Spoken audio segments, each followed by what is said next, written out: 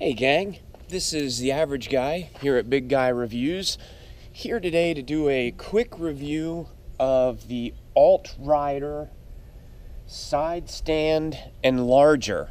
And I know what you're thinking, it's a side stand enlarger, why does he have it up on the center stand?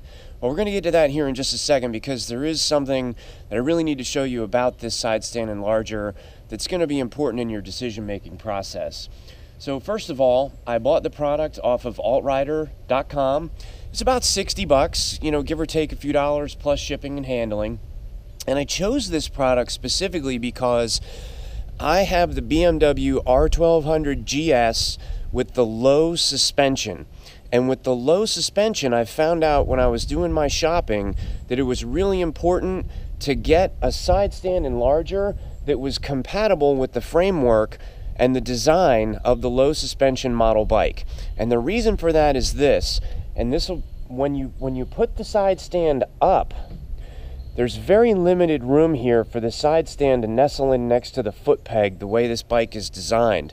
If you have the regular standard suspension bike, I understand that there's a much greater distance here and the side stand can be a lot bigger. But in the case of the low suspension bike, you have to go with the side stand that's specifically designed for that low suspension, or the side stand will clang into the frame here and you'll never get your side stand fully retracted. So for today's video, we're just gonna leave the bike up on the center stand, talk quickly about the side stand, whether we like it or not, and remember when you're purchasing it to keep that in mind. So again, about 60 bucks. It's for the low suspension bike. It definitely appears to be what I expected it to be.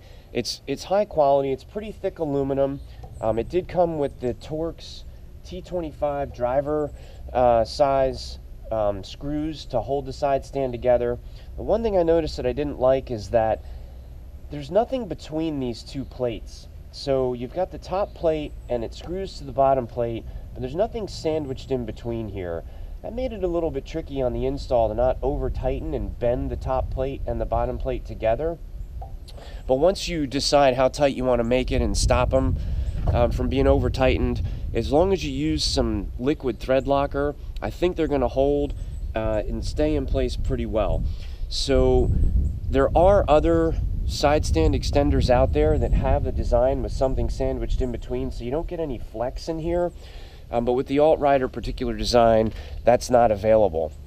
Notice that there's a little cutout on top. I thought that was pretty cool. So you get the Enlarger logo, and it's basically your black side stand that's showing through there. The installation was very simple. Again, make sure you get yourself some thread locker. I would say that, probably going to keep this thing.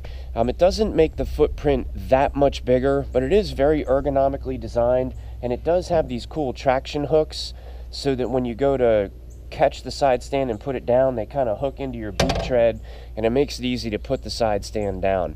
When you lay the bike on the side, I have noticed a little bit of flex in the aluminum plates. If there's one thing that I would do different, it would be, again, get something sandwiched in between the two plates, and also maybe thicken up the aluminum a little bit so that when the bike's leaning over, you don't get that flex. I think overall it's going to serve its purpose. It's done well in gravel. I left it dirty for the video so that you can see that the bike is ridden, the bike is used, and I've had it down on any different number of substrates, including concrete, gravel, and even dirt. I was up at Big Guy's property where we drove out on a bit of a trail, and we just parked the bikes in the dirt, and it seemed to do just fine.